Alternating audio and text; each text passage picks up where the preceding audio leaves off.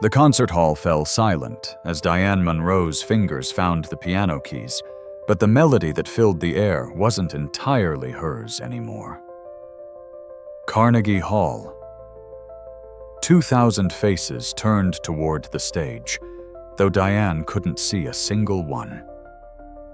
She hadn't seen anything in 16 years, not since the accident that took her parents and her sight on the same rain-soaked November night.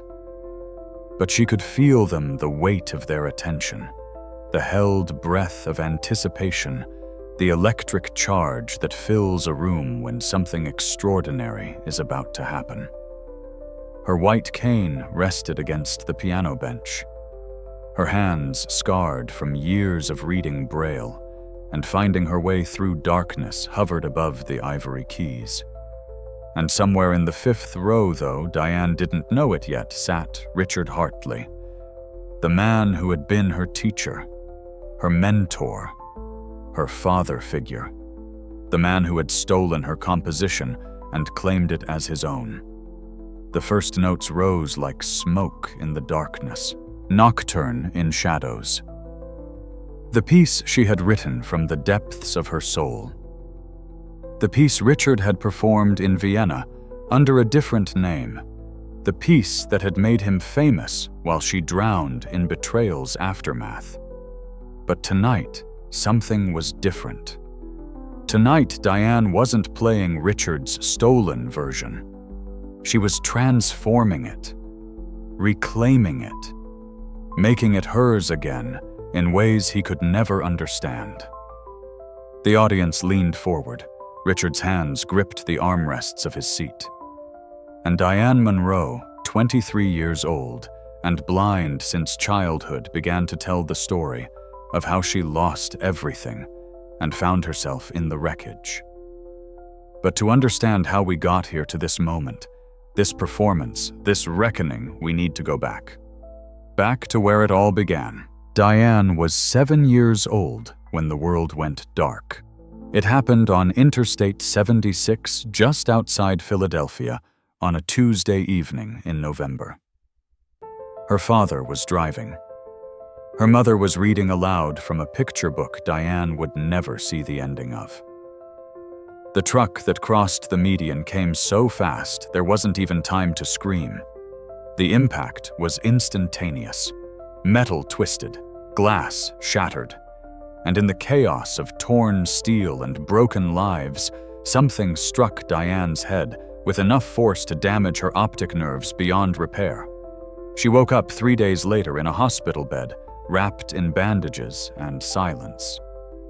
"Sweetheart," a nurse's voice said, gentle, careful, like someone handling something that might break. "Can you tell me what you see?" Diane tried to open her eyes. She could feel her eyelids lifting, could sense the movement of her facial muscles. But there was nothing. No light, no shapes, no color. Just an absolute consuming blackness that stretched in every direction like an ocean with no shore. "I don't see anything," she whispered. "Where's my mom? Where's my dad?" The silence that followed told her everything she needed to know. Her parents were gone. Her sight was gone. And at 7 years old, Diane Monroe was utterly, completely alone. The next 6 months were a blur of hospital rooms and social workers and well-meaning adults who spoke to her in hushed tones as if volume might shatter what was left of her. There were no living relatives, no grandparents to take her in, no aunts or uncles waiting in the wings, just the state of Pennsylvania and a placement in the Morrison Foundation for the Blind, a residential facility in North Philadelphia, where children like Diane learned to navigate a world they could no longer see. She arrived on a gray April morning, her belongings packed in a single suitcase, her hands trembling as a counselor guided her through unfamiliar doors into an unfamiliar future. "You're going to be okay," the counselor said, though her voice carried the hollow ring of a promise she couldn't guarantee. "This is a good place. They'll teach you everything you need to know." But Diane didn't want to learn how to be blind. She wanted her parents back. She wanted to see again. She wanted to wake up and discover this had all been a nightmare that ended with morning light and her mother's voice calling her down for breakfast. Instead, she got darkness and silence, and a small room that smelled like industrial cleaning products and other people's sadness. The piano found Diane before she found it. She'd been at the Morrison Foundation for 2 weeks when she first heard the sound, a melody drifting through the hallway outside her room, delicate and precise, like water running over stones. She followed it, one hand trailing along the wall for guidance, her feet shuffling carefully across unfamiliar floors. The music room was at the end of the corridor. Diane stood in the doorway, listening as someone played what she would later learn was Chopin's Nocturne in E-flat major. The notes seemed to paint pictures in her mind, images she could almost see despite the darkness. Moonlight on water, wind through trees, the ache of something beautiful and unreachable. "Do you want to try?" The voice startled her. Male, deep but gentle, someone who had noticed her standing there. "I don't know how," Diane said quietly. Neither did Chopin once upon a time. Footsteps approached. A hand, warm, careful, touched her shoulder. "I'm Richard Hartley. I teach piano here. Would you like me to show you?" Richard was 42 years old, with graying hair and hands that moved across piano keys like they were having a conversation. He had been teaching at the Morrison Foundation for 15 years, working with blind children who needed to find new ways of understanding the world. Music, he believed, was a language that didn't require sight. It required only feeling. He guided Diane to the piano bench, helped her sit, took her small hands and placed them on the keys. "Feel that," he asked. "Cool ivory. Smooth wood. Each key is a voice, and when you press down, you're giving that voice permission to speak." Diane pressed middle C. The note rang out clear and true, filling the room with sound. And something inside her chest, something that had been closed and tight and frozen since the accident, cracked open just slightly. "Again," Richard said. "But this time, listen to how long it lasts. Music isn't just about the notes. It's about the space between them, the silence that gives them meaning." She pressed the key again, held it, let it fade into nothing. "Good," Richard said softly. "Now let's try 2 notes together." That afternoon turned into an hour. The hour turned into weeks. The weeks turned into months. And slowly, note by note, Diane Monroe learned to see the world through sound. Music became her eyes. She learned to hear the difference between major and minor keys, the way sighted children learned colors. She discovered that rhythm could tell stories fast and playful, slow and mournful, steady and strong. She found that when her fingers moved across the piano, she wasn't thinking about the darkness anymore. She was somewhere else entirely. Somewhere beautiful. And Richard was there for all of it. Patient, encouraging, never frustrated when she struggled, always celebrating when she succeeded. He became the father she had lost, the teacher she needed, the one constant in a world that had been ripped apart and was slowly, painfully being rebuilt. "You have a gift," Richard told her one day, after she'd played her first complete piece, a simple melody he'd taught her note by note. "I've taught a lot of students, Diane. But you don't just play the piano, you speak it." At 8 years old, Diane didn't fully understand what he meant, but she felt it. The way the music poured out of her wasn't mechanical or memorized. It was emotional, personal, as if every note carried a piece of her story, the loss, the loneliness, the slow rebuilding of a life she hadn't asked for but was learning to navigate. "Thank you," she whispered, tears sliding down her cheeks. Richard's hand rested on her shoulder. "You don't need to thank me, sweetheart. Just keep playing. The world needs to hear what you have to say." By the time Diane was 15, she wasn't just playing piano anymore. She was composing. It started small little melodic fragments she would hum to herself in the quiet hours between classes. Richard noticed, as he always did, and encouraged her to write them down. Not on paper, of course. Diane couldn't see standard notation. Instead, she learned Braille music notation, her fingers reading dots and symbols that translated into notes and rhythms and harmonies. Her first composition was a short piece she called Echoes. It was only 90 seconds long, built around a repeating motif that reminded her of footsteps in an empty hallway, the sound of being alone but not entirely abandoned. Richard played it for the Foundation's board of directors during their annual meeting, and afterward they sat in stunned silence. "That was written by one of your students?" the board president asked. "By Diane Monroe." Richard confirmed. "She's 15. We need to enter her in competitions," another board member said. "This is extraordinary." And so began Diane's ascent. Regional competitions, first small events where she placed second, then first with special recognition, then state-level contests, national showcases. By 17, she had won the Young Composers Fellowship, a prestigious award that came with a $10,000 scholarship and an invitation to study with master pianists at the Curtis Institute of Music. But Diane stayed at the Morrison Foundation. She could have left, could have moved into university housing, started a new life away from the only home she'd known since the accident. But Richard was there.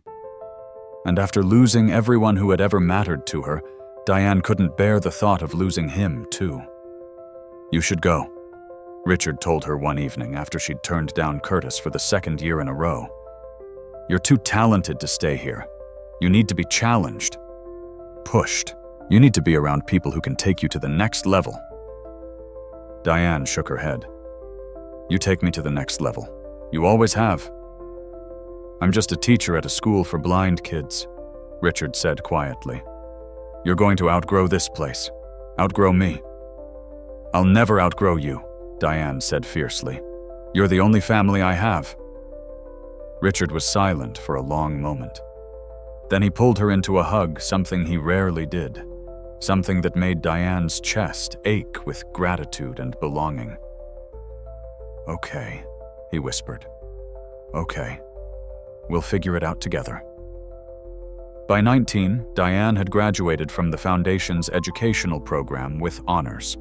She stayed on as a part-time instructor, teaching younger blind students the basics of piano while continuing to compose in her spare time. Her pieces were getting longer, more complex, more emotionally layered. She was developing a style haunting melodies built on minor keys with sudden bursts of major chord hope that felt like sunlight breaking through storm clouds. And then at 23, she created her masterpiece. She called it Nocturne in Shadows. It was a 22-minute composition in 3 movements. The first movement was darkness, slow, deliberate, full of descending bass notes that felt like falling. The second movement was discovery, rising melodies, tentative at first, then growing bolder as they climbed toward light. The third movement was transformation, a synthesis of darkness and light, shadow and sound loss, and redemption woven together into something that was neither purely sad nor purely joyful, but achingly, powerfully real. Richard heard it for the first time on a Tuesday afternoon in March. Diane played it straight through in the Foundation's music room, her fingers moving with absolute certainty across the keys. When the final chord faded into silence, Richard sat motionless. Diane asked, her voice tentative, Did you like it? Like it? Richard's voice was thick with emotion.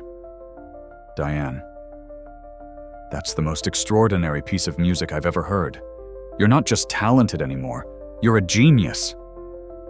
Diane felt her cheeks flush. I don't know about that. I do, Richard said firmly. This is the piece that's going to make your career. We need to record it. Get it in front of people who matter. Publishers, concert halls. This is your moment, Diane. This is everything you've worked for. Diane smiled, tears slipping down her face. We did this together. You taught me everything I know. No, Richard said softly. I taught you technique. This, he gestured toward the piano, though she couldn't see it. This comes from somewhere I could never reach. This is all you. It was the proudest moment of Diane's life. She had created something beautiful, something real, something that justified every hour of practice, every moment of doubt, every year of rebuilding herself from the ruins of that November accident. She had no way of knowing that in 6 months Richard would steal it, that he would perform Nocturne in Shadows on a stage in Vienna under his own name, that he would shatter the trust she had built her entire adult life upon. She had no way of knowing that everything was about to fall apart. The letter arrived in April. Richard found it in his faculty mailbox on a Wednesday morning, a cream-colored envelope with an Austrian postmark and the Vienna Philharmonic's logo embossed in the corner. He opened it, standing in the hallway, his hands trembling slightly as he unfolded the heavy paper inside. Dear Mr. Hartley, it read, we are pleased to invite you to perform as a guest soloist with the Vienna Philharmonic Orchestra this coming September. Richard read the letter 3 times, his heart pounding harder with each pass. This was it. This was the opportunity he had been waiting for his entire career. A chance to perform at the Musikverein, one of the most prestigious concert halls in the world. A chance to be seen, to be recognized, to prove that he was more than just a piano teacher at a school for blind children. He was 58 years old. He had been teaching for 33 years. And in all that time, despite his talent, despite his dedication, despite everything he had poured into music, he had never broken through, never made a name for himself, never achieved the kind of success that would make people remember him. Until now. Maybe. The letter continued. We ask that you prepare a program featuring both classical repertoire and an original composition of your choosing. We are particularly interested in contemporary works that showcase technical mastery and emotional depth. An original composition. Richard's stomach clenched. He hadn't composed anything substantial in years. Teaching took all his time, all his energy. The few pieces he had written were technically competent, but emotionally flat, the kind of music that was pleasant to hear, but forgettable the moment it ended. He thought of Diane, of Nocturne in Shadows, of the way that piece had moved him to tears when she'd first played it. It was exactly the kind of composition Vienna would love, haunting, sophisticated, emotionally devastating in all the right ways. Richard folded the letter carefully and slipped it back into the envelope. He wouldn't mention it to Diane. Not yet. Not until he figured out what he was going to do. But in the back of his mind, a dangerous thought was already forming. The thing about Richard Hartley was that he had never been a bad person. Not intentionally. He loved his students. He believed in the power of music to transform lives. He had dedicated decades to teaching children who society often overlooked, and he had done it with patience and genuine care. But he was also human. and humans are capable of terrible things when they're desperate. Richard's wife, Claire, had been diagnosed with early-onset Alzheimer's 3 years earlier. The medical bills were crushing. Their savings were gone. Their daughter Emma was a sophomore at Penn State, and tuition was due in 4 months. Richard's salary at the Morrison Foundation barely covered their mortgage. They were drowning slowly and quietly, and no one knew because Richard was too proud to ask for help. The Vienna opportunity came with a stipend of $50,000. $50,000 that could pay for Claire's care, Emma's education, the mounting debts that kept Richard awake at night. But only if he had an original composition worthy of the Vienna Philharmonic. Richard sat in his office that evening, long after the students had gone to bed, staring at the sheet music Diane had given him. She had wanted him to look it over to offer feedback, to help her refine it before she submitted it to publishers. The music was extraordinary. Every note was perfectly placed. Every harmonic progression was sophisticated but accessible. Every emotional beat hit exactly where it needed to. This wasn't just good music. This was career-making music. Richard's hands shook as he made a copy. Just to study it, he told himself. Just to understand how she had structured it. Just to learn from her technique. But deep down he knew what he was doing. And he did it anyway. Richard Hartley performed Nocturne in Shadows at the Musikverein in Vienna on September 14th, before an audience of 2,000 people. He had changed the title to Symphony at Dusk, had rearranged a few measures to make it feel different enough that he could justify the deception to himself. Had told himself that he would credit Diane later, once the performance was over, once the money was secure, once everything settled down. But standing on that stage, his hands moving across the keys of a Steinway grand piano, Richard knew he was lying to himself. He had no intention of crediting Diane. This was his moment, his salvation, his one chance at the recognition that had eluded him for decades. The first movement began those descending bass notes that Diane had crafted to sound like falling through darkness. The audience leaned forward. The acoustics of the Musikverein carried every note with crystalline perfection. Richard played with technical precision, though, without the emotional depth that Diane brought to the piece. He was performing it. She had lived it, the second movement, Discovery Hope, the tentative climb toward light. Richard's fingers flew across the keys, executing the rapid ascending passages that Diane had written to represent the moment she first touched a piano and felt something besides grief. The third movement, Transformation. The synthesis of light and shadow played with all the skill Richard could muster. And when the final chord faded into silence, the audience erupted. Standing ovation. 2,000 people on their feet. Applause that crashed over Richard like a wave, drowning out the small voice in his head that whispered, "This isn't yours." The Vienna Philharmonic's director embraced him backstage. "Extraordinary," the man said in accented English. "We would like to record this, release it commercially. You have created something truly special, Mr. Hartley." Richard nodded, his throat tight. "Thank you." The recording contract came a week later. Then the press coverage.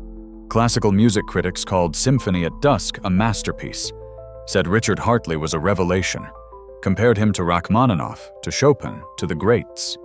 The $50,000 stipend became a $100,000 recording advance. Richard paid off the medical bills, covered Emma's tuition, put money aside for Claire's future care.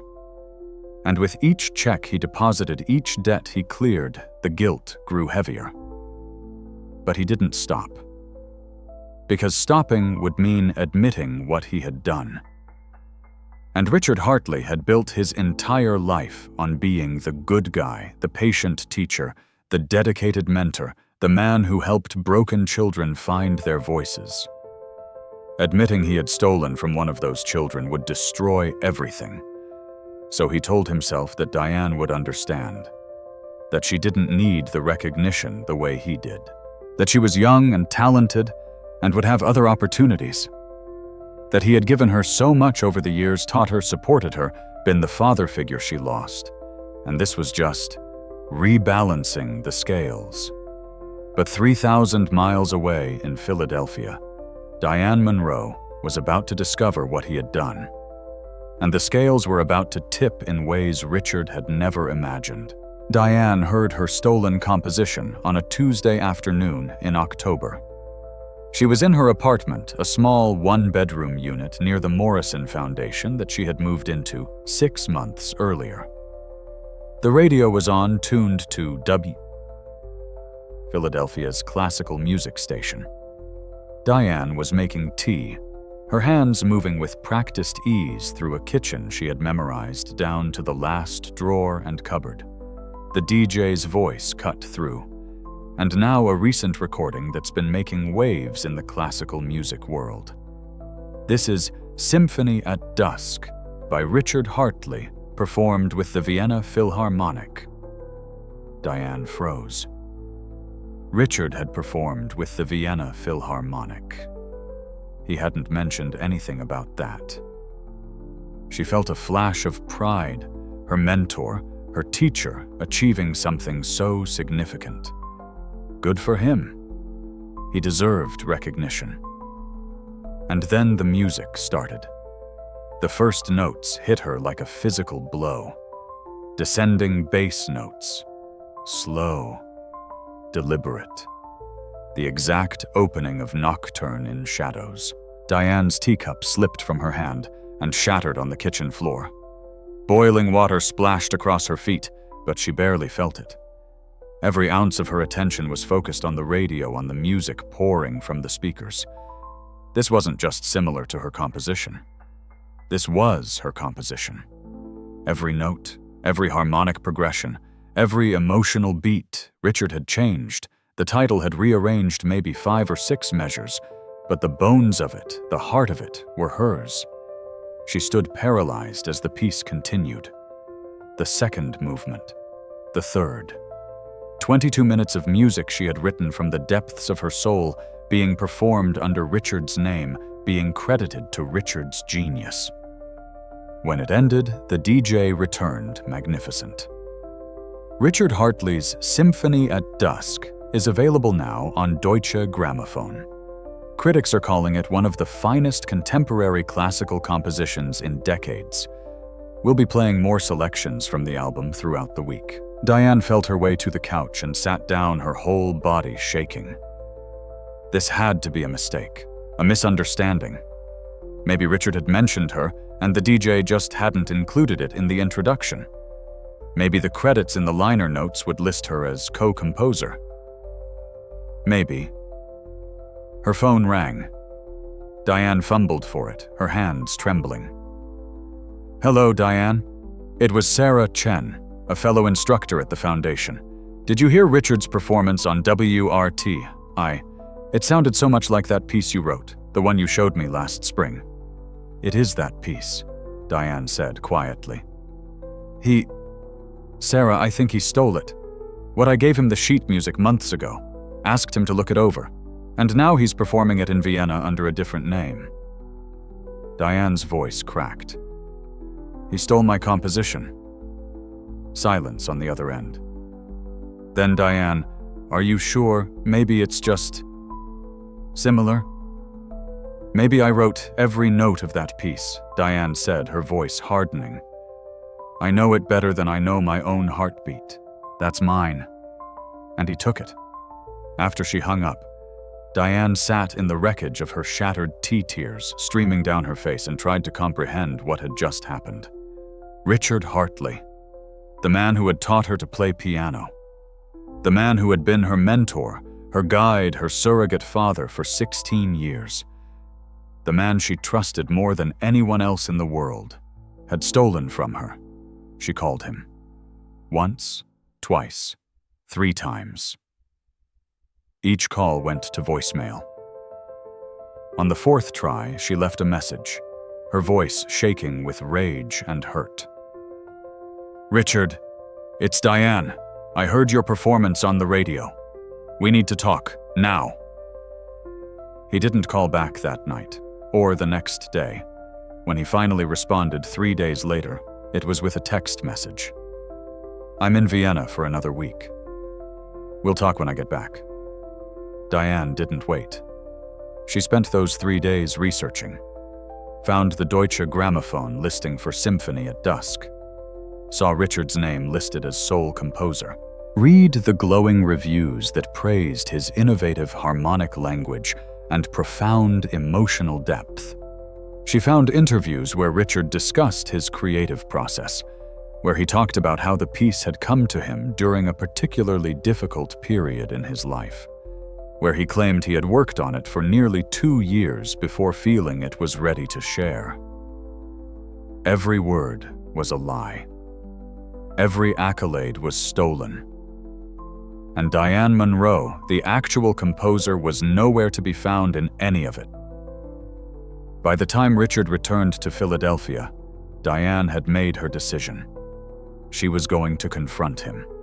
She was going to demand that he tell the truth. And if he refused, she would go public. She would fight. She had no idea how much that fight would cost her. Diane flew to Vienna on October 23rd. She couldn't afford the ticket, not really. But she had used her savings, the small emergency fund she had built up over years of careful budgeting. This was an emergency. This was everything. She navigated the Vienna airport with her cane and a determination that bordered on fury, took a taxi to the hotel where Richard was staying, waited in the lobby until he returned from dinner. Richard. His footsteps stopped. Diane could hear the sharp intake of breath, the momentary pause that meant he knew exactly why she was there. "Diane, what are you doing here? We need to talk." Her voice was steady, cold. "Now." They went to his hotel room, a small space that smelled of stale air conditioning and expensive cologne. Diane stood by the window, her hands gripping her cane so tightly her knuckles ached. "You stole my composition," she said without preamble. "You performed Nocturne in Shadows under a different name and told the world it was yours." Richard was quiet for a long moment.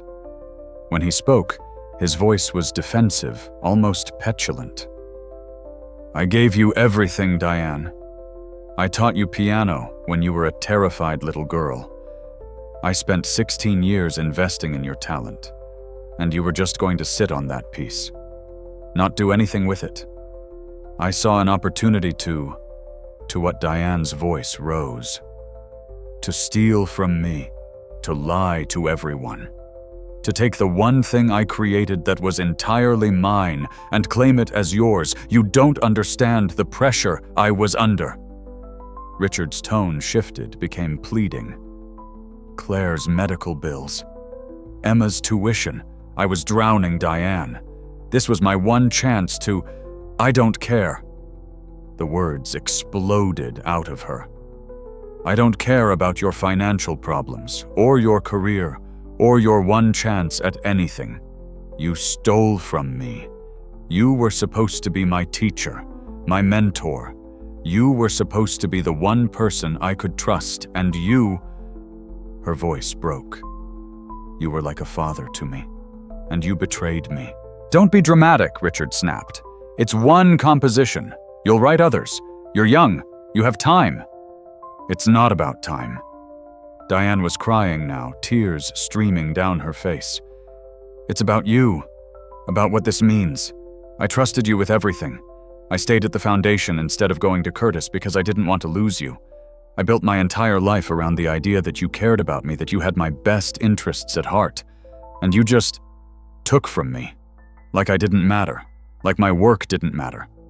Richard stood up his chair, scraping against the floor. "You're young and naive, and you don't understand how the world works. I gave you opportunities. I shaped your talent. Without me, you'd still be a scared little blind girl who couldn't find her way to the bathroom. You owe me." The words hung in the air like poison. Diane felt something inside her shatter.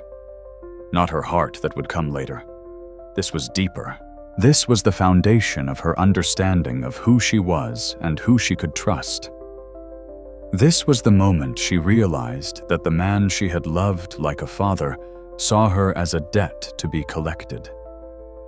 "I owe you," she repeated softly.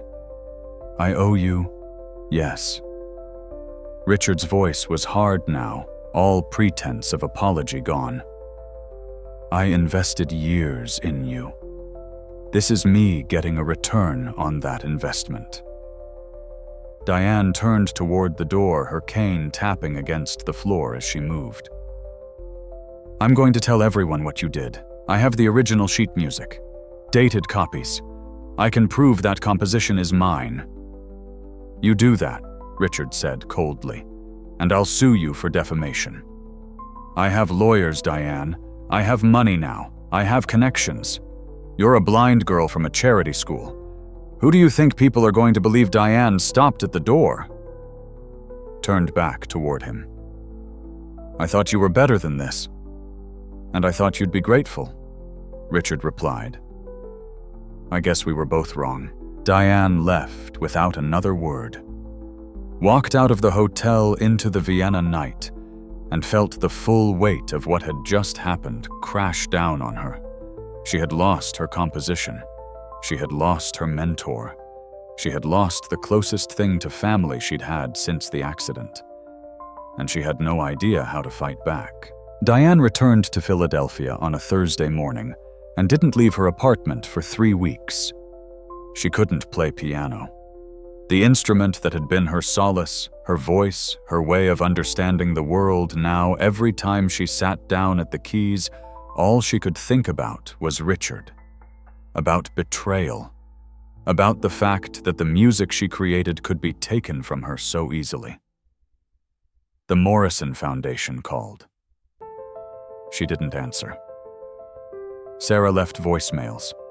Diane deleted them without listening. The world outside her apartment continued moving, but Diane felt frozen in place, unable to move forward, unable to go back. She lost weight. Stopped sleeping. Spent her days lying on the couch, listening to the sounds of the city outside her window, traffic voices, the rhythmic clang of construction, and feeling utterly, completely alone. The news about Richard kept coming. She couldn't escape it. Classical music stations played Symphony at Dusk constantly. Reviews appeared in major publications. NPR did an interview with him where he discussed his creative breakthrough and what it meant to finally be recognized after decades of obscurity. "I poured my heart into this piece," Richard said on air, his voice warm and sincere. "It represents everything I've experienced: loss, hope, the search for light in darkness. I'm just grateful people are connecting with it." Diane listened to the interview in her darkened apartment and felt bile rise in her throat. He was a fraud, a liar, a thief, and he was being celebrated for it. She thought about going public, about calling music journalists and telling them the truth. But Richard's threat echoed in her mind. "I have lawyers. I have money. Who do you think people are going to believe?"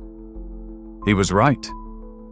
She had no recordings of herself performing the piece before his Vienna concert. She had the sheet music, yes, but how could she prove she'd written it before he did? How could she fight someone with resources and connections and a media platform already singing his praises? The isolation deepened. Depression wrapped around her like a heavy blanket, suffocating and inescapable. Diane had survived the accident that killed her parents, had survived losing her sight, had rebuilt herself from nothing into someone who could create beautiful things. But this felt insurmountable. Because it wasn't just about the music anymore. It was about trust, about believing that people could be good, that mentorship could be pure, that love, even the platonic familial kind, was real and safe and wouldn't be weaponized against her. Richard had shattered that belief, and Diane didn't know how to put it back together. One night, 6 weeks after returning from Vienna, Diane stood on her apartment balcony and looked out at the city she couldn't see. She thought about how easy it would be to just stop, to let go, to surrender to the darkness that had been chasing her since she was 7 years old. But she didn't. Because somewhere deep inside, beneath the pain and betrayal and crushing weight of depression, there was still a tiny spark of something that refused to go out. She didn't know it yet, but that spark would be enough. The Morrison Foundation became a battleground. Word spread about Diane's accusation. Some staff members believed her immediately. They knew her character, knew her talent, knew she wouldn't lie about something so serious. Others were skeptical. Richard was beloved, respected. How could someone who had given so much to the foundation, who had helped so many students be capable of theft, Sarah Chen, became Diane's most vocal supporter? She organized a meeting with the foundation's director, presented copies of Diane's original sheet music, pointed out that the dates on her files predated Richard's Vienna performance by months. But Richard had his own defenders. He hired a lawyer who sent a letter to the foundation threatening legal action if they continued to spread defamatory statements about their distinguished faculty member. He gave an interview to a Philadelphia newspaper claiming that Diane was a troubled former student who was struggling with delusions and seeking attention. The article was devastating. It painted Diane as unstable as someone whose blindness and traumatic past had left her unable to separate reality from fantasy. It suggested that her accusation was born from jealousy, that she couldn't handle Richard's success, and had fabricated a story to explain why she hadn't achieved the same level of recognition. Online music forums picked up the story, comment sections filled with armchair experts weighing in.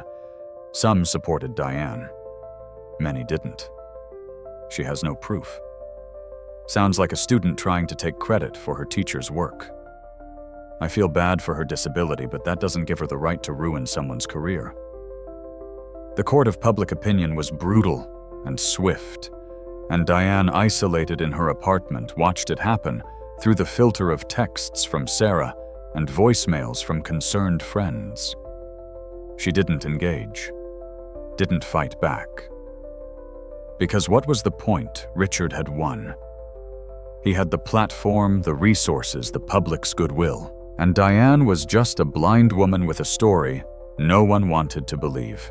The foundation eventually released a statement saying they had investigated the matter thoroughly and found no evidence of wrongdoing. They didn't fire Richard. They didn't even reprimand him. They simply swept it under the rug and moved on. Richard returned to teaching.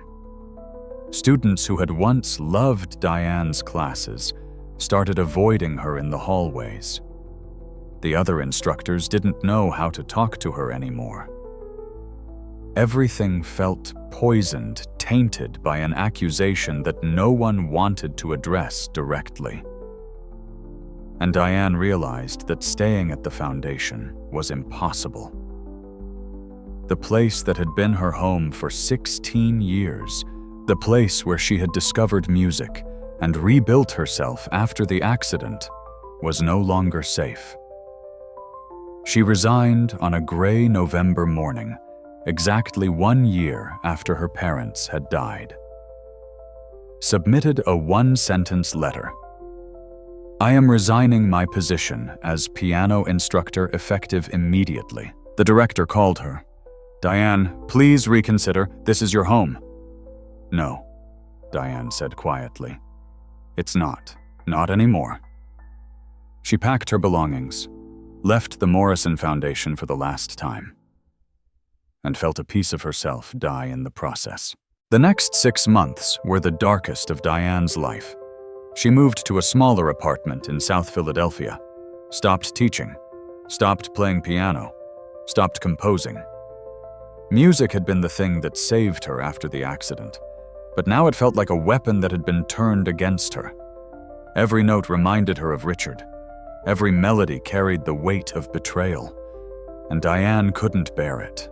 She took a job answering phones at a non-profit that provided services for people with disabilities. It was mindless work, transferring calls, taking messages, reading emails aloud, using screen reader software. It paid enough to cover rent and groceries, and not much else. But Diane didn't care about money. She just needed something to fill the hours. Her apartment was silent. No music, no radio, no television. Just the sound of her own breathing and the occasional siren from the street below. She stopped seeing friends, stopped answering calls. When Sarah showed up at her door one evening in April, Diane almost didn't let her in. "You can't keep doing this," Sarah said, standing in the doorway. "You're disappearing, Diane. You're letting him win." "He already won," Diane replied flatly. "What's the point of fighting? The point is that you're better than this, better than him. You have more talent in your little finger than Richard has in his entire body, and you're throwing it away because he's a lying piece of, I can't play anymore." Diane's voice cracked. "I sit down at the piano, and all I feel is nothing. Or worse than nothing.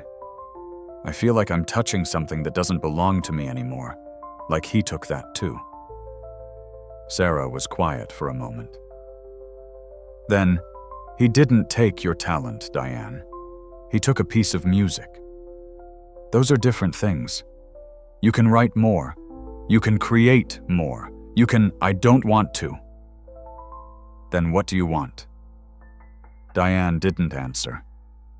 Because the truth was, she didn't know. For 16 years, music had been her purpose, her identity, her reason for existing. And now that it was gone, or felt gone, which amounted to the same thing, she had no idea who she was supposed to be. The lowest point came on a Tuesday in June.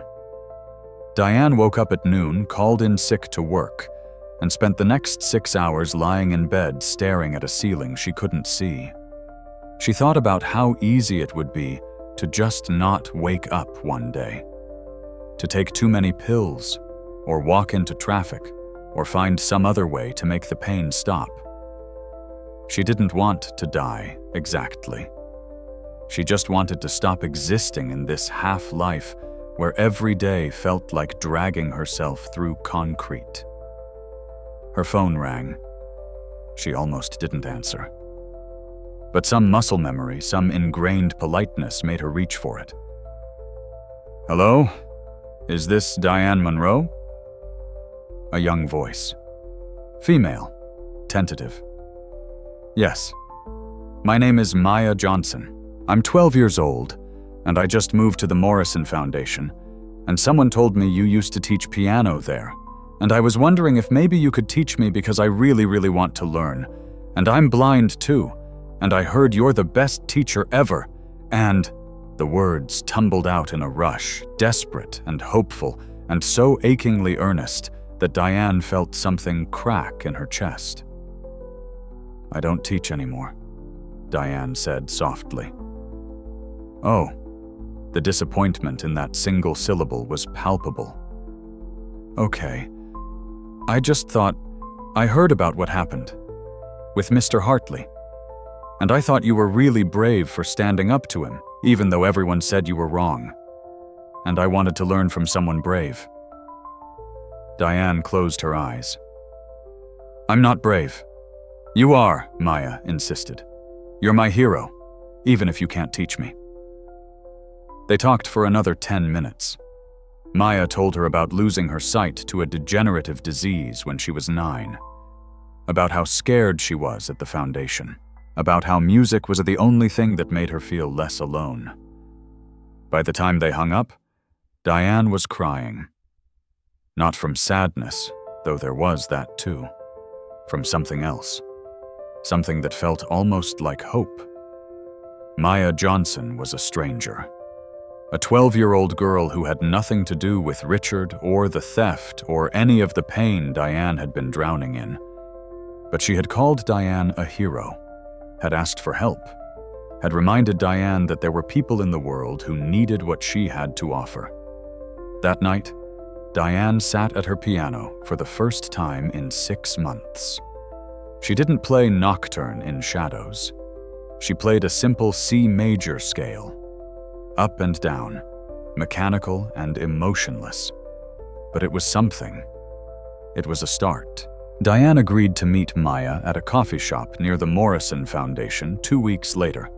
She arrived early, her cane tapping against the sidewalk as she navigated the familiar streets. The barista knew her from before, back when she used to come here, after teaching, back when life made sense. He greeted her warmly, didn't ask where she'd been, just made her the same vanilla latte she always ordered. Maya arrived right on time. Diane heard the door chime, heard the sound of another cane, heard a young voice ask the barista, "Is Diane Monroe here?" "I'm here," Diane called out. Maya made her way to the table, sat down with the careful movements of someone still learning to navigate without sight. "Thank you for meeting me," she said breathlessly. "I wasn't sure you would." "I almost didn't," Diane admitted. "I'm not really teaching right now." "I know.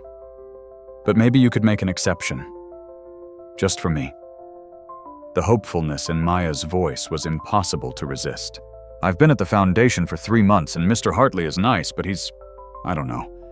He doesn't get it, what it's like." You know, Diane's jaw tightened at Richard's name. "What do you mean he treats us like we're fragile?" Maya said. "Like because we can't see, we can't handle difficult music or complicated techniques. But I don't want to play Mary Had a Little Lamb forever. I want to play real music. Beautiful music. The kind of music that makes people cry." Diane felt a lump form in her throat. "That's exactly what I wanted when I was your age. So you'll teach me?" Diane hesitated. Teaching Maya meant returning to music, meant opening herself up to all the pain and betrayal that came with it, meant risking getting hurt again, but looking at this 12-year-old girl, or rather sensing her presence across the table, hearing the desperate hope in her voice, Diane realized she couldn't say no. "Okay," she said quietly. "I'll teach you. But I need to warn you, I'm not the same teacher I used to be. I'm broken right now. I don't know if I can give you what you need. You're here," Maya said simply. "That's all I need." They started lessons the following week. Diane borrowed a practice room at a community center, unwilling to return to the Morrison Foundation. They met twice a week, Tuesday and Thursday afternoons, for 1 hour each session. Maya was talented. Not prodigy level, but solid. She had good rhythm, good hand positioning, and most importantly, she had passion. She approached the piano the way Diane once had, as if it were a lifeline, a language, a way of making sense of a world that often felt incomprehensible. Teaching Maya forced Diane back into music, whether she was ready or not. She had to demonstrate techniques, had to play examples, had to access that part of herself she'd been trying to bury for 6 months. And slowly, painfully, something began to shift. One Thursday in August, Maya was struggling with a particular passage in a Chopin nocturne. She kept rushing the tempo, losing the delicate phrasing that made the piece beautiful. "Stop," Diane said gently. "You're thinking about the notes, but you're not feeling them. Listen." Diane sat at the piano and played the passage. Not perfectly, she was rusty out of practice, but she played it with emotion, with the understanding that music was more than technique. It was communication. It was emotion made audible. When she finished, Maya was quiet. Then, that was beautiful. How did you do that? I stopped thinking about the piano as an enemy, Diane said, surprised by her own words. For a long time, I couldn't play because it reminded me of what I lost. But just now playing for you, it didn't feel like loss. It felt like connection. Maya smiled. So music can be about more than one thing at once. Yeah, Diane said softly. I guess it can. That night alone in her apartment, Diane sat at her piano and played for herself. Not exercises, not technique, just improvisation. Whatever came to her fingers, whatever her heart needed to express. It wasn't Nocturne in Shadows. That piece still hurt too much to touch. But it was music. Real, honest music that came from somewhere deep inside her. And for the first time in 8 months, Diane Monroe felt like herself again. 3 months into teaching Maya, something extraordinary happened. It was a Tuesday in November, exactly 2 years since the accident that had killed Diane's parents. Maya arrived at their usual practice room and said, I learned something new. Can I play it for you? Of course, Diane said, settling into a chair. Maya sat at the piano, took a breath, and began to play Nocturne in Shadows. Not the stolen version, not Symphony at Dusk, the original. The way Diane had written it, with all the emotional nuance and harmonic complexity intact. Diane felt her breath catch. Where did you learn that I found a recording online? Maya said, still playing. Someone posted a video of Mr. Hartley performing it in Vienna. But I wanted to learn the real version, so I tracked down your original sheet music. Sarah helped me get a Braille copy. The music filled the room. Maya's technique wasn't perfect. She stumbled in a few places, rushed others, but the emotion was there. The understanding. She wasn't just playing notes. She was telling Diane's story. When the first movement ended, Diane stood up abruptly. Stop. Maya's hands froze. Did I do something wrong? No. Diane's voice was shaking. No, you. That was perfect. Too perfect. I can't. She pressed her hands to her face, tears streaming down her cheeks. I can't hear that piece without thinking about what he did, what he took from me. Maya was quiet for a moment. Then she said something that would change everything. He didn't take it from you. He copied it. There's a difference. What he performed your music, Maya said carefully. He lied about writing it. But he didn't take it away. It's still yours. It was always yours. And you can prove that by playing it better than he ever could. Diane sank back into her chair. I don't know if I can. Yes, you can. Maya's voice was fierce with certainty. You wrote this because you had something to say. And just because someone stole your words doesn't mean you lose your voice. You just have to speak louder. The simplicity of it hit Diane like a lightning strike. Maya was right. Richard had stolen credit for the composition, but he hadn't stolen the music itself. It still existed. It was still hers. And she was the only person who could play it with true understanding, with the lived experience that had given birth to every note. Play it again, Diane said quietly. Maya returned to the piano, began the second movement discovery, the climb toward light. And this time Diane didn't hear theft. She heard possibility. When the session ended, Diane walked home through Philadelphia's November evening and felt something she hadn't felt in 2 years: determination. She was going to reclaim her composition, not through lawyers or press releases or public accusations, through music itself. She was going to perform Nocturne in Shadows the way it was meant to be played, with all the pain and healing and transformation it represented. She was going to prove beyond any doubt that the music was hers, The next day, Diane called the Morrison Foundation's director. "I want to perform," she said without preamble.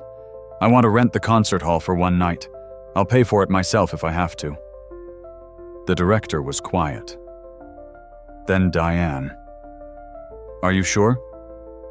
"Given everything that's happened, I'm sure. I'm going to play Nocturne in Shadows, the real version, and I'm going to show everyone what Richard stole. He'll fight you on this. You know that. Let him." Diane's voice was steel. "I'm not afraid anymore." But 3 days later, something even better arrived. An envelope in the mail, heavy paper, an embossed logo she recognized from Research Carnegie Hall. Diane's hands shook as she used a document scanner and screen reader to convert the letter to audio. "Dear Ms. Monroe," the letter read, "we have heard your story through various news outlets and musical circles. We have also heard your original composition. We would be honored to host you for a solo performance at Carnegie Hall. One evening, one chance to tell your story through music. Please contact us at your earliest convenience." Diane sat motionless, the letter clutched in her hands. Carnegie Hall, the most prestigious concert venue in America. They wanted her. They believed her. This was it. This was her moment to reclaim everything Richard had stolen. She called Maya first. "They want me to perform at Carnegie Hall," Maya screamed. Actual joyful screaming. "Oh my God! Oh my God!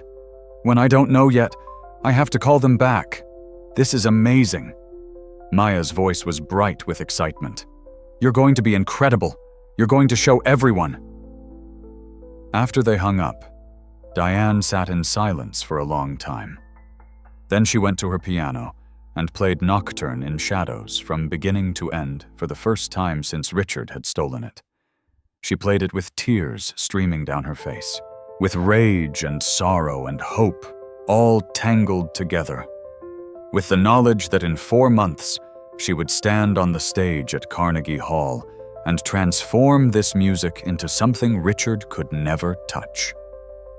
She was going to win, not by defeating him, but by being more authentically herself than he could ever be.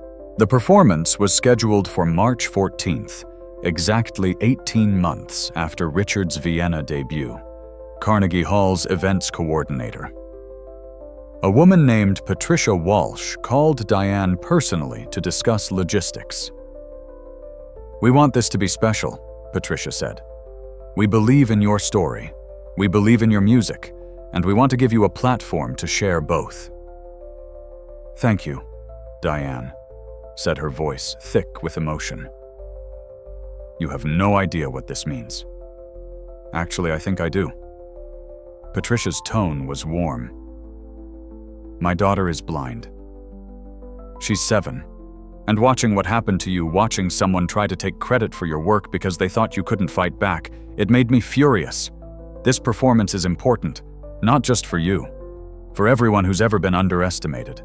They discussed the details.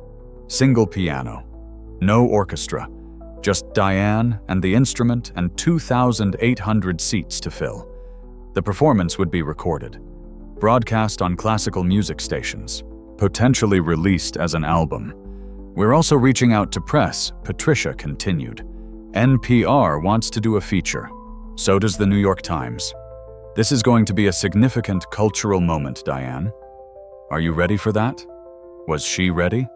Diane had spent 18 months in darkness, both literal and metaphorical, had lost her mentor, her home, her sense of self, had contemplated giving up entirely, and now she was being offered a chance to reclaim everything on one of the world's most famous stages. "I'm ready," Diane said.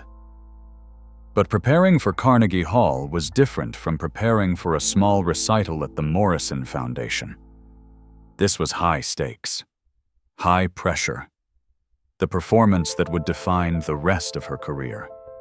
Diane threw herself into practice with an intensity that bordered on obsession. 8 hours a day at the piano, running through nocturne in shadows until her fingers cramped and her back ached. But she wasn't just practicing the notes. She was digging deeper into the emotional core of the piece, finding new layers she hadn't accessed when she first wrote it. Because she wasn't the same person who had composed Nocturne in Shadows 2 years ago. That Diane had been naive, hopeful, trusting. She had written the piece from a place of hard-won peace, of having survived tragedy and found beauty on the other side. But this Diane, the one preparing for Carnegie Hall, had survived a different kind of tragedy.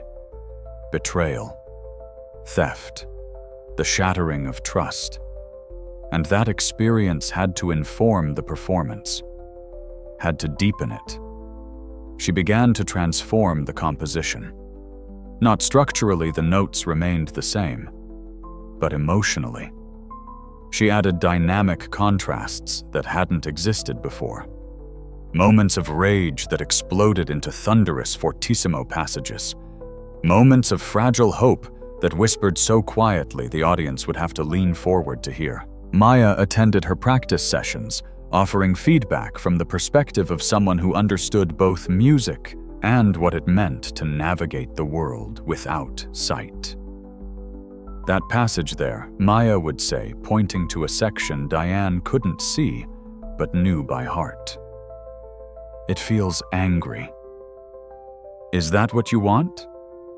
Yes, Diane would reply.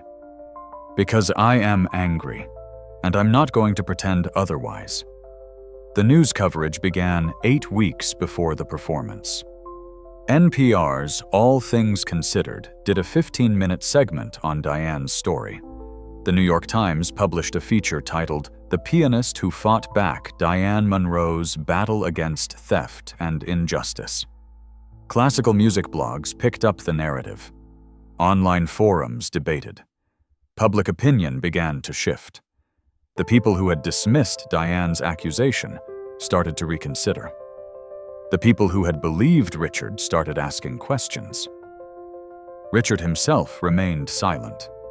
He didn't give interviews, didn't issue statements. But his lawyers sent a letter to Carnegie Hall threatening legal action if they proceeded with the performance. Carnegie Hall's response was swift and public. We stand with Diane Monroe. The performance will proceed as scheduled. 4 months of preparation felt simultaneously endless and terrifyingly short. Diane practiced until her fingers bled. Literally.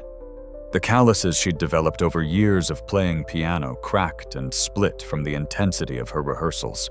She wrapped them in bandages, waited for them to heal, and then played until they split again. Maya worried. "You're hurting yourself." "I'm pushing myself," Diane corrected. "There's a difference." But there were moments when Diane wondered if Maya was right. Moments when the obsession felt less like dedication and more like self-destruction. She wasn't sleeping well, was living on coffee and adrenaline, was so focused on the Carnegie Hall performance that everything else faded into insignificance. Sarah visited one evening and found Diane at the piano at 11 p.m., still practicing. "You need to rest." "I'll rest after the performance." "Diane, you're going to burn out before you even get there." "I can't afford to burn out." Diane's hands never stopped moving across the keys. "This is my one chance. If I mess this up, if I'm not perfect, then Richard wins. People will say he was right, that I'm delusional, that the music was never mine." Sarah sat down beside her on the piano bench. "Even if you weren't perfect, which is an impossible standard by the way, people would still know the truth. You've already won, Diane. You've already proven yourself. This performance is just confirmation." "It doesn't feel like I've won," Diane said quietly. "It feels like I'm still fighting." "Then maybe that's okay too. Maybe fighting is how you reclaim yourself." The weeks blurred together. January became February. February became March. And suddenly, impossibly, it was the day before the performance. Diane took a train to New York City.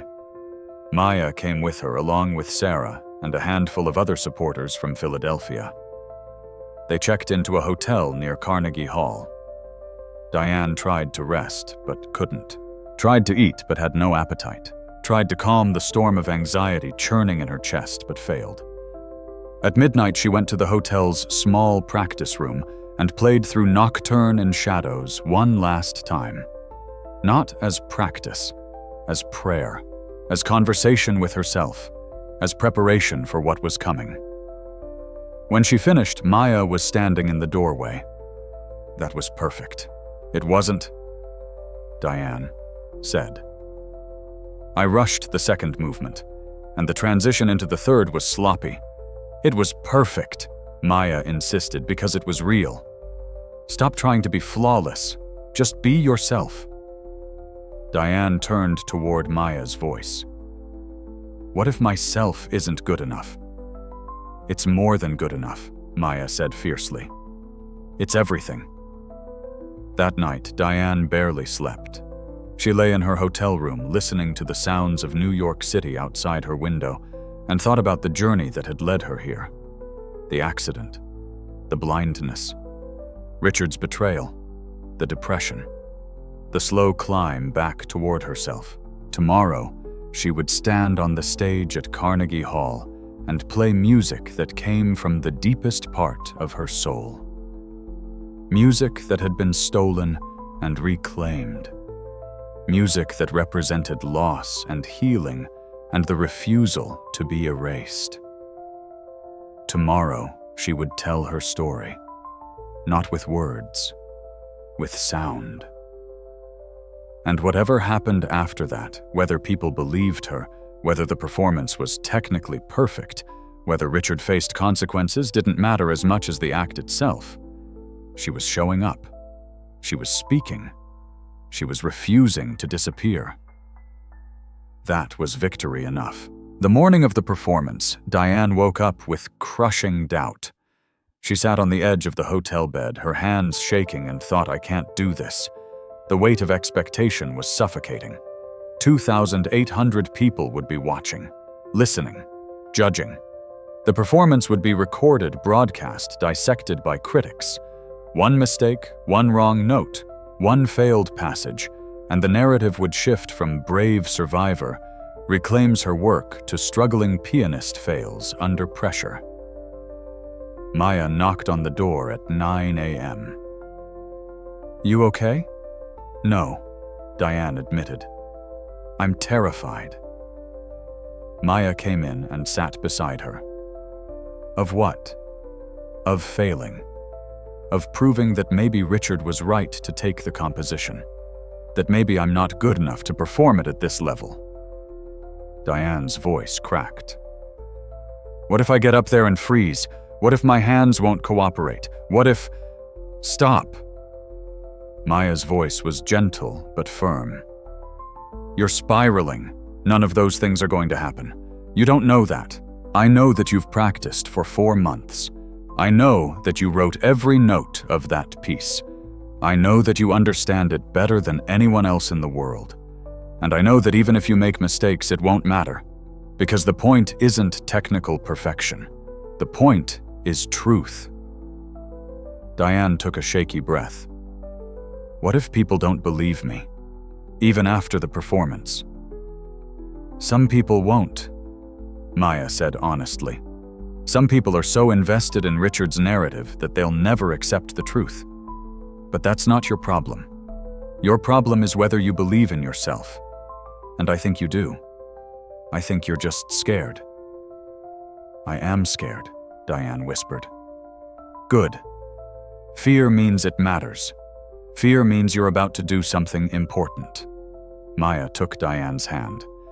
You've already won by choosing to show up, by refusing to let Richard silence you. Everything else is just extra.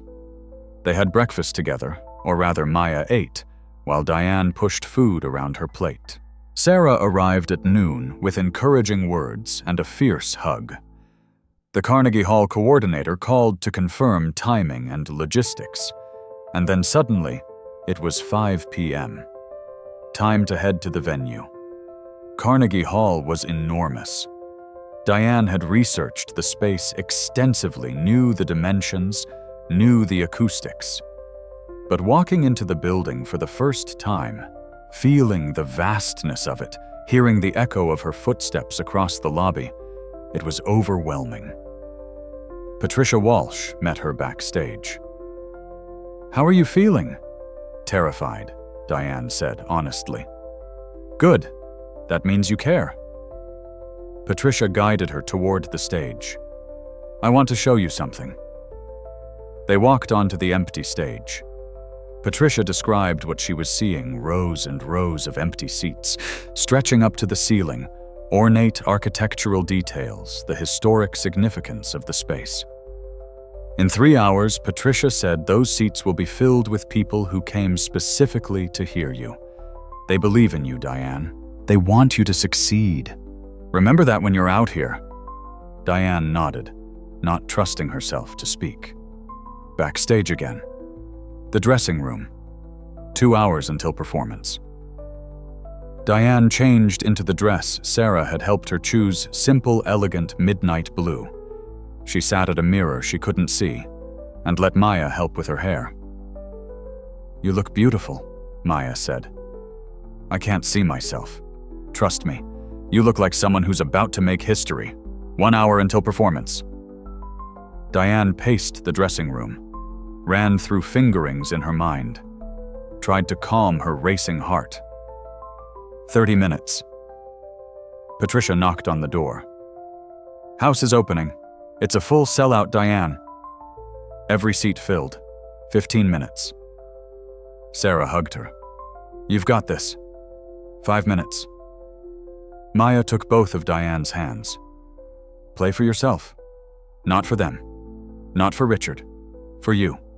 For the girl who discovered piano at 7 years old and found a way to see through sound. Play for her." Diane nodded, tears slipping down her cheeks. And then it was time. The walk from the dressing room to the stage felt like miles. Diane's cane tapped against the floor. Patricia walked beside her, quietly narrating their path.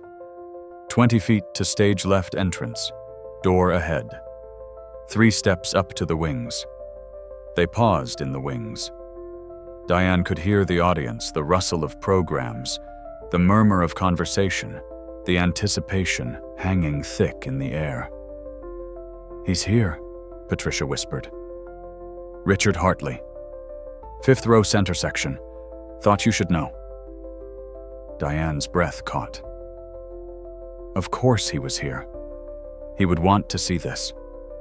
Would want to watch her fail, or maybe watch her succeed and know that she had done it despite him. "Good," Diane said, her voice steadier than she felt. "Let him watch." Maya appeared beside her one last time. "You're going to be incredible, and when this is over we're getting ice cream, the fancy kind." Diane laughed despite herself. "Deal." The house lights dimmed, the audience quieted, and Patricia said, "It's time." Diane stepped onto the stage. The applause was immediate and thunderous, a standing ovation before she'd even played a note. 2,800 people on their feet clapping for her, believing in her, waiting to hear her story. Diane felt tears prick her eyes, but blinked them back. Not yet. First she had to play. She made her way to the piano, a Steinway Model D, the finest instrument Carnegie Hall had to offer. Sat down, adjusted the bench, let her fingers hover over the keys. The hall fell silent. Diane took a breath. Thought of her parents killed in the accident that took her sight. Thought of Richard sitting in the audience watching. Thought of Maya and Sarah and everyone who had believed in her when she couldn't believe in herself. And then she began to play. The first notes of Nocturne in Shadows rose from the piano like smoke curling into darkness. Descending bass notes, slow, deliberate. each one perfectly weighted, perfectly timed. This was the opening Diane had written 2 years ago, the representation of falling, of loss, of the moment when light disappears and you're left groping for something solid to hold on to. But it was different now. Deeper. Because Diane wasn't playing from memory or imagination. She was playing from lived experience. Every note carried the weight of the last 18 months, the betrayal, the depression, the slow climb back toward herself. The audience was absolutely silent. Even the usual sounds of a concert hall, coughs, shifting bodies rustled. Programs were absent. Everyone was holding their breath. In the fifth row, Richard Hartley sat frozen. He knew this piece intimately, had performed it dozens of times in the past year. But hearing it now, hearing Diane play it, he realized something devastating. He had never truly understood it. He had played the notes. She was playing the soul. The first movement continued. Diane's hands moved with absolute confidence across the keys. No hesitation, no doubt. Just pure, raw musical expression. She had practiced this piece so many times that her muscle memory could have performed it while she slept. But this wasn't autopilot. This was intentional. Every dynamic choice, every slight ritardando, every moment of silence between phrases, all of it was purposeful. The audience recognized it. Whispers rippled through the crowd, people who had heard Richard's Vienna recording, people who had followed the story, people who were realizing in real time that they were witnessing something extraordinary. A music critic from the New York Times sat in the press section, frantically taking notes. A recording engineer in the tech booth made small adjustments to capture every nuance. And Maya Johnson, sitting in the third row with tears streaming down her face, thought, "This is what bravery sounds like." The first movement built toward its climax, a moment where the descending bass line finally reached its lowest point, the darkest depth, before beginning the slow ascent that would lead into the second movement. Diane held the final bass note longer than written, letting it resonate through the hall, letting the audience feel the full weight of that darkness before releasing them. Silence. 2 beats. 3. And then the second movement began. The second movement was discovery. Hope. The moment when hands first touch piano keys and something broken begins to heal. But Diane didn't play it the way Richard had in Vienna. Richard had interpreted this section as triumphant, a straightforward journey from darkness to light, with all the subtlety of a Hollywood ending. Diane played it as it was meant to be played, tentative, fragile, like someone learning to trust again after betrayal, like someone learning to walk again after injury. The right hand carried the melody, a simple, ascending line that grew more complex with each repetition. The left hand provided harmonic support, but with unexpected dissonances that reminded the listener that healing isn't linear, that hope doesn't erase pain, that light and shadow coexist. Halfway through the second movement, Diane did something she hadn't planned, something that came from pure instinct, pure emotional truth.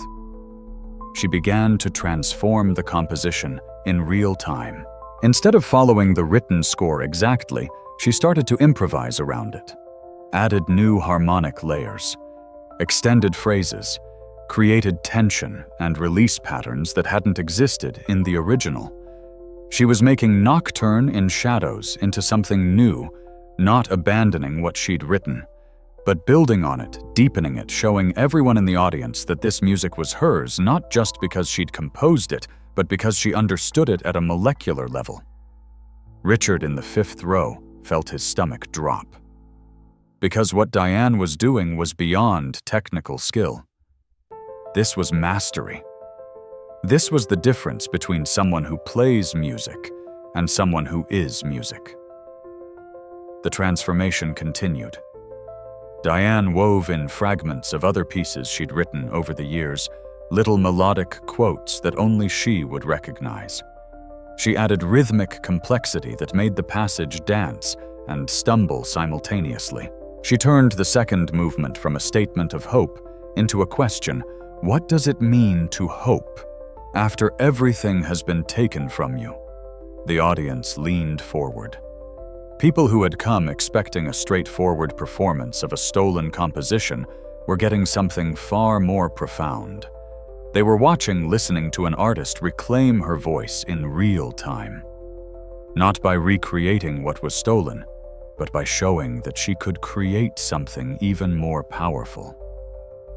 The second movement climbed toward its peak, the moment in the original score where the melody finally breaks free of the darkness and reaches toward light.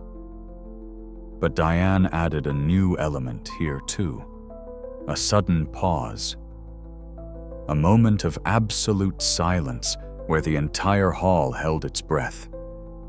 And then softly, so softly, that people in the back rows had to strain to hear, she played a single note. Middle C. The first note she'd ever played on a piano 16 years ago. The note Richard had taught her to find.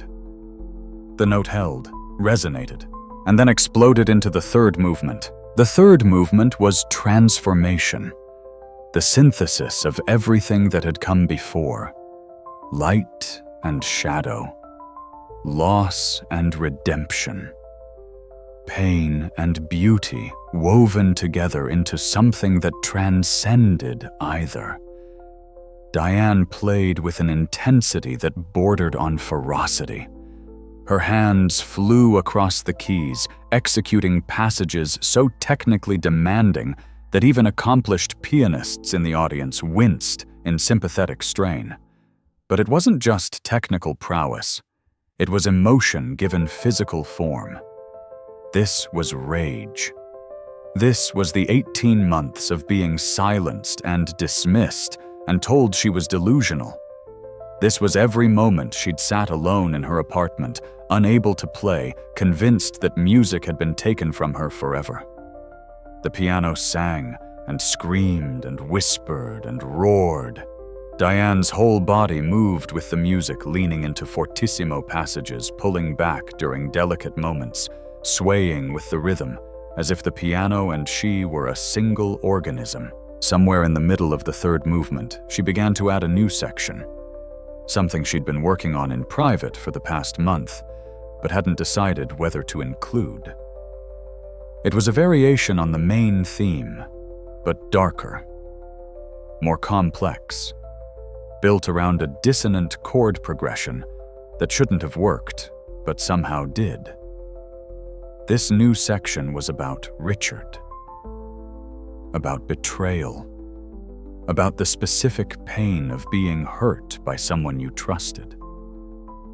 The notes clashed and resolved in unexpected ways, creating a sense of unease that made the audience shift in their seats.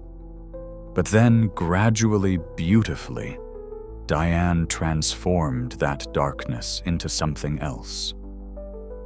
She let the dissonance resolve, let the harsh edges soften, not because she was pretending the pain didn't exist, but because she was choosing to move beyond it, choosing to let the music be bigger than the hurt. The final passage of the third movement approached. Diane had written this section as a recapitulation of the opening theme, but transformed the same descending bass notes, but in a major key, now moving from darkness toward light instead of the reverse. And here, in the final minutes of the performance, Diane made her boldest choice yet. She stopped playing the bass line, let it fade into silence. And with her right hand alone, she played a new melody, something she'd never written down, something that came from the deepest part of her soul. It was a lullaby. Simple, pure, the kind of melody a mother might sing to a child, or that a 7-year-old might have heard before an accident stole everything. The audience was transfixed. Some were crying openly. Others sat with their hands pressed to their mouths, overcome. Because what Diane was playing wasn't just music. It was testimony. It was witness. It was the sound of a human being refusing to be broken. The lullaby built, grew more complex. Other voices joined bass notes, returning inner harmonies, emerging, until the entire piano was singing with a full, rich sound that filled every corner of Carnegie Hall.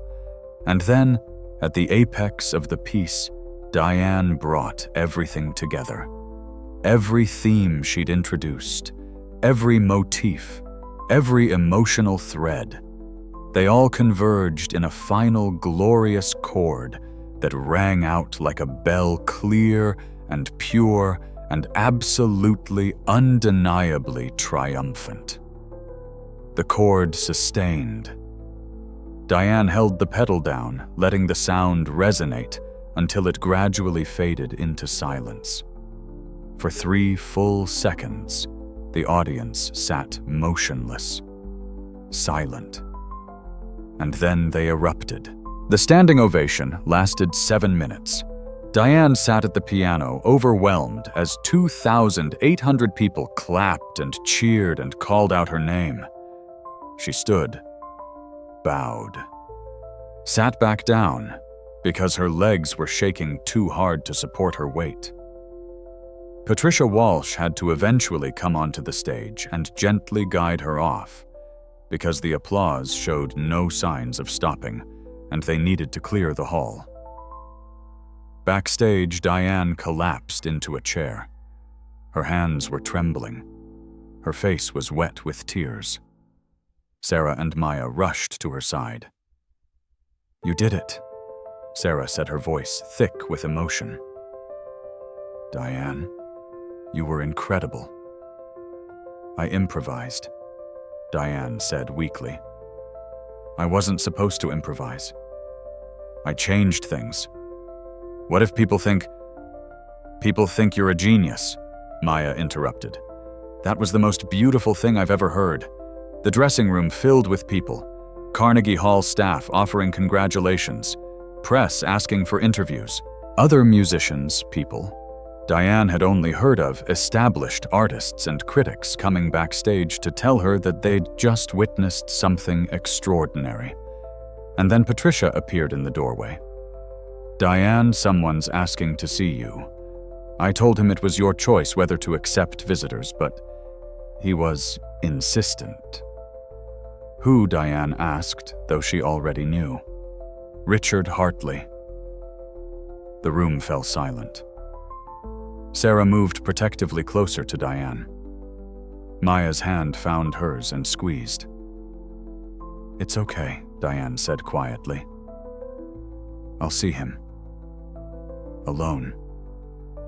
"Are you sure?" Sarah asked. Diane nodded. "This is something I need to do." They cleared the room, and a moment later Diane heard familiar footsteps, the sound of someone who had walked through her life for 16 years, the sound of someone who had taught her piano and betrayed her trust and stolen her work. Diane. Richard's voice was quiet, broken. That was, "I don't have words."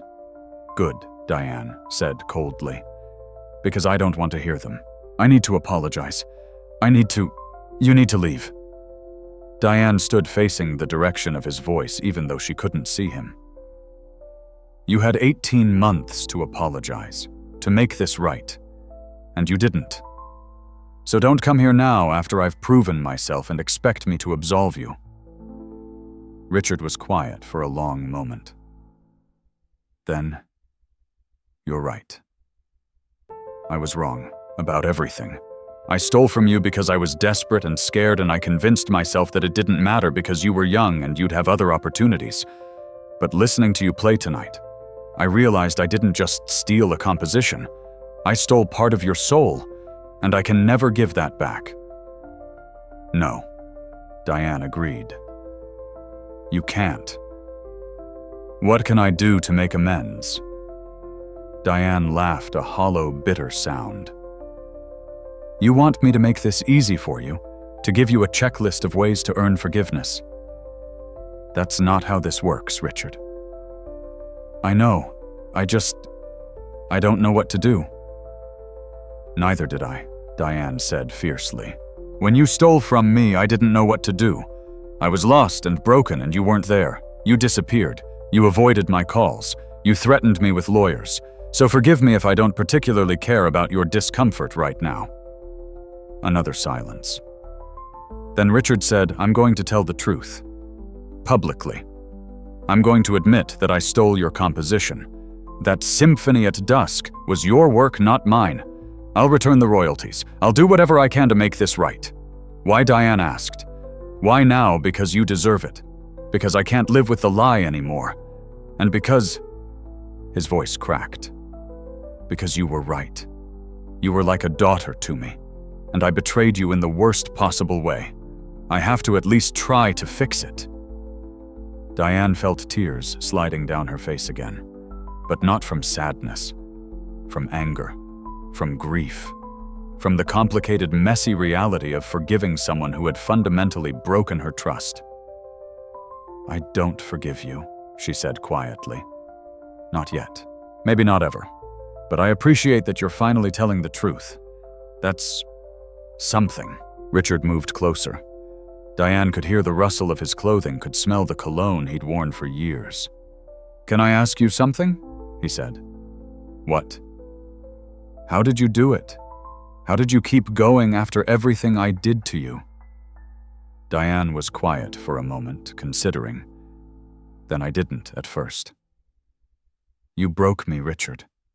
For months I couldn't play, couldn't compose, couldn't even think about music without feeling like I was drowning. I thought you'd taken it from me permanently, but you found your way back." "I found a reason to come back," Diane corrected. "Maya.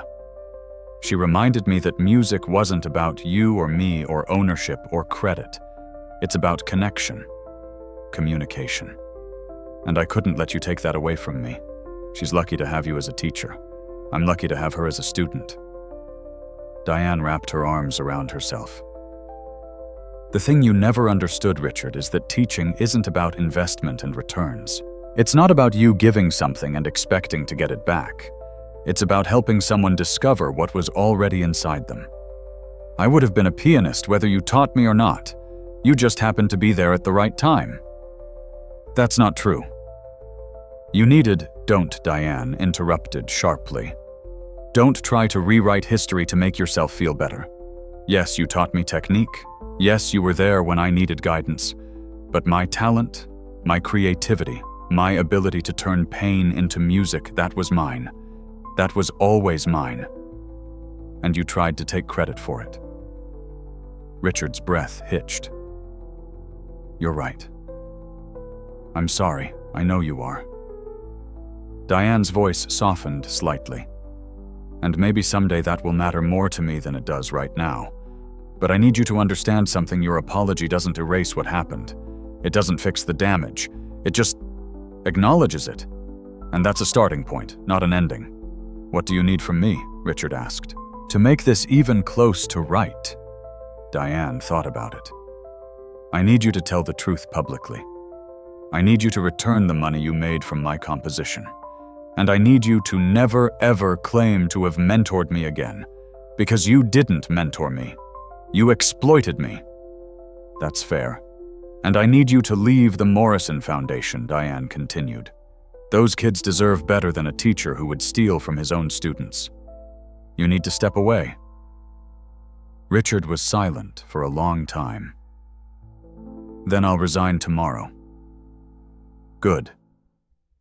Another pause. Then Richard said, "For what it's worth, Diane, I am proud of you. What you did tonight, what you've become, it's extraordinary. And I wish I could take credit for it. But you're right. This was all you. It was. Diane felt a strange sense of closure settling over her. Not forgiveness, not reconciliation, but acknowledgement. The truth finally spoken aloud. Thank you for saying that. Can I ask one more thing? What the new section you added? During the third movement, the dissonant part that resolved into something beautiful. Was that about me? Diane smiled slightly. It was about betrayal. About learning that pain doesn't have to define you. About choosing to transform darkness instead of letting it consume you. So, yes, I suppose it was about you. But it was more about me, about who I became after you tried to break me. I'm so sorry, Richard whispered.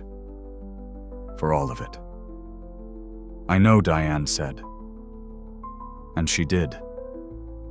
She could hear the genuine remorse in his voice, could sense that this apology was real in a way his earlier justifications had never been. But sorry doesn't erase the past 18 months. It doesn't give me back the time I lost, or the trust that was broken. It just means you finally understand what you did. What happens now? Richard asked. You tell the truth, I move forward, and we don't see each other again. Never? I don't know, Diane admitted. Maybe someday. But not for a long time. I need to build a life that doesn't include you. That's the only way I can heal. Richard nodded, a gesture Diane couldn't see, but somehow felt. Okay, I understand.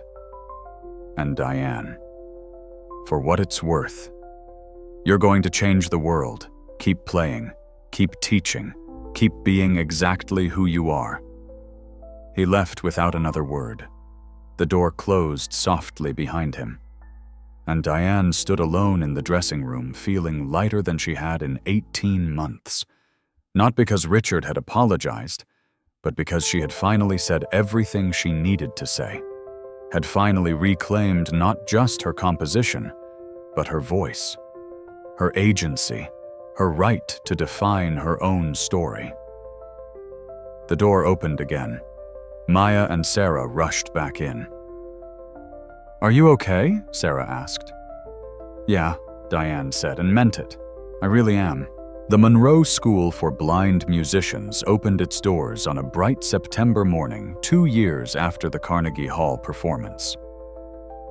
It was housed in a renovated building in North Philadelphia, 3 stories of practice rooms, classrooms, and performance space designed specifically for blind and visually impaired students. The walls were painted in high-contrast colors for those with partial vision.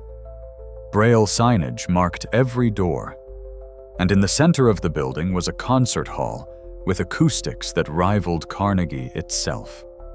Diane stood in the main lobby on opening day, listening to the sounds of students arriving. Canes tapping, voices calling out greetings, parents asking questions, the rustle of paperwork and excitement and new beginnings. We did it, Maya said beside her. She was 14 now, taller, her voice deeper. Still Diane's student, but also becoming her colleague. We actually did it. You did it, Diane corrected. This was your idea. You're the one who made it real, Maya countered. I just planted the seed. The idea for the school had come 6 months after Carnegie Hall. Diane's performance had been recorded and released as an album that sold beyond anyone's expectations. The press coverage had led to interview requests, speaking engagements, opportunities to perform at other prestigious venues. And with each opportunity came money enough to finally do something Diane had been dreaming about since she first started teaching Maya. A school. A real school. Not just for blind students, but for any student who had been told they couldn't pursue music because of a disability. A place where limitations were acknowledged, but never used as excuses. Where students learned that different doesn't mean less. The Monroe School had 53 students in its first year, ranging in age from 6 to 18. Some were completely blind. Others had partial vision. A few had additional disabilities, cerebral palsy, autism, mobility impairments. But all of them loved music. All of them deserved a chance to learn. Diane had hired 8 teachers. Not all of them were blind, but all of them understood what it meant to navigate a world that wasn't designed for you. All of them believed in meeting students where they were and helping them grow from there. Ms. Monroe. A small voice interrupted her thoughts. I'm nervous. Diane turned toward the sound. What's your name, Christopher? I'm 6. This is my first day. Mine too, Diane said gently. Well, sort of. I'm nervous too. Really. But you're a grown-up, and you're famous. Diane laughed. Being famous doesn't make the first day of anything less scary. But you know what helps, what remembering that everyone else is nervous too, and that it's okay to be scared. Brave doesn't mean not being afraid. It means being afraid and showing up anyway. Did you make that up? Christopher asked. No. Someone very wise told me that once. Maya smiled beside her. She had been the one to tell Diane that the night before Carnegie Hall. The morning continued. Students filtered into classrooms. Parents filled out paperwork. Teachers began their orientations. And Diane moved through it all feeling something she hadn't felt in years: peace. Not the absence of pain. Peace wasn't forgetting what Richard had done or pretending the last few years hadn't been devastatingly hard.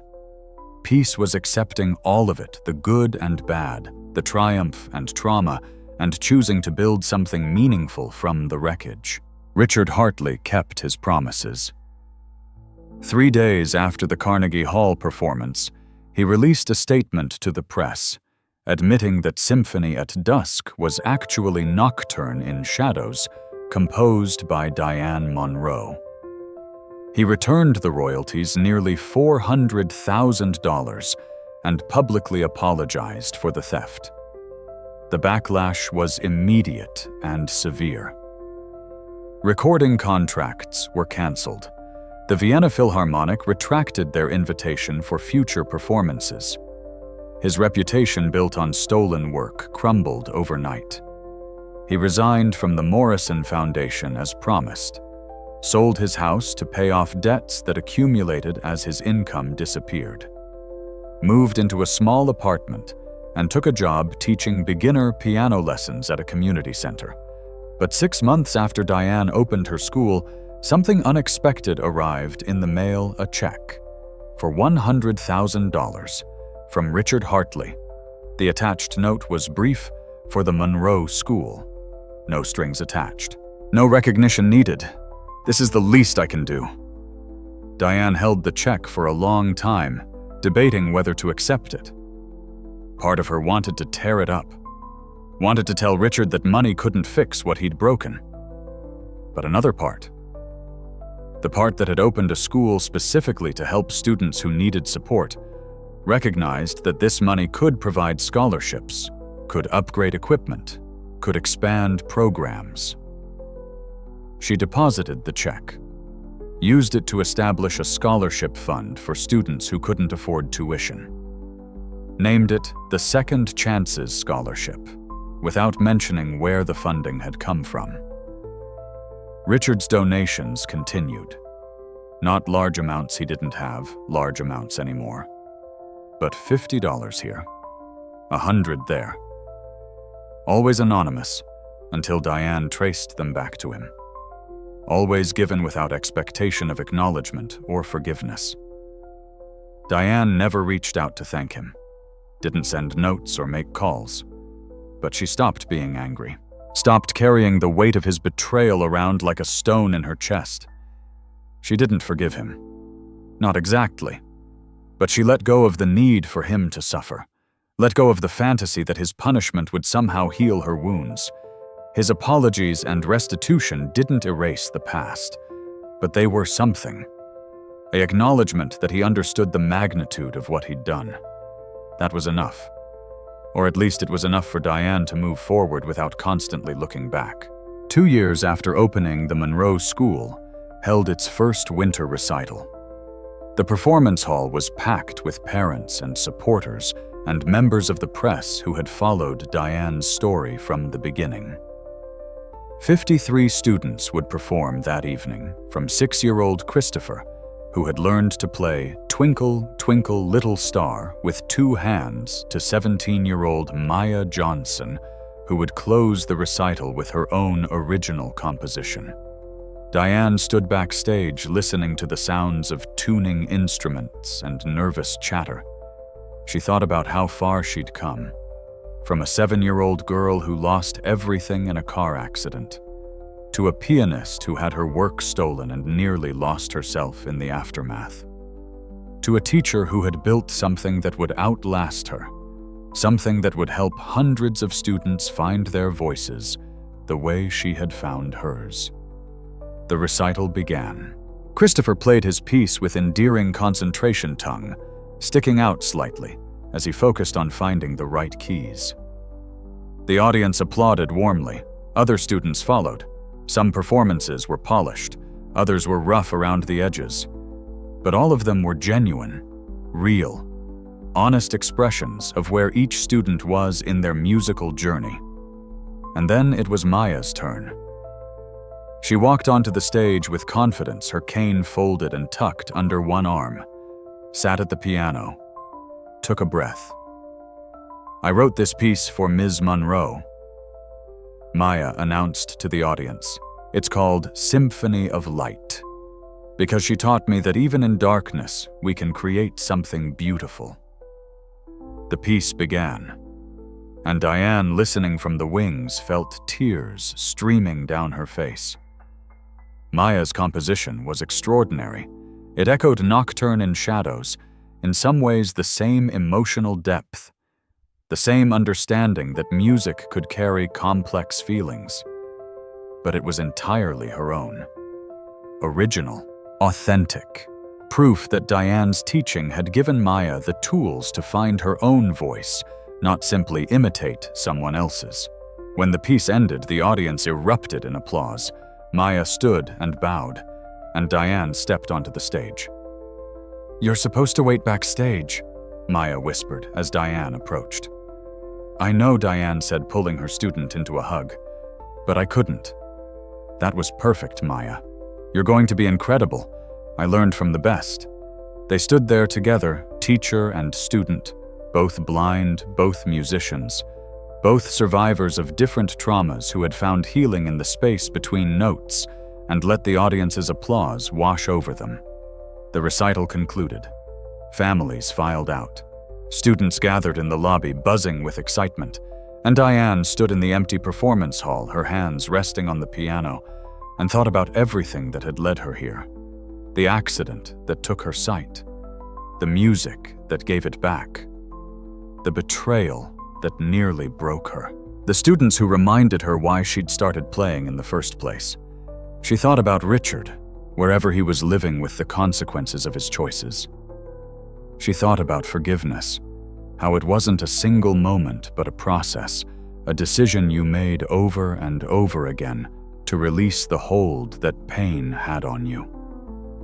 And she thought about the future, about the hundreds of students who would pass through the Monroe School in years to come, about the music they would create, about the voices that would be heard because someone had believed they deserved to be. True artistry isn't about recognition, Diane thought. It isn't about being the most famous or making the most money or having your name in lights. It's about authenticity, about creating something real and honest and true to who you are, about helping others find that same authenticity in themselves. It's about taking the darkness, whatever form it takes, and transforming it into light.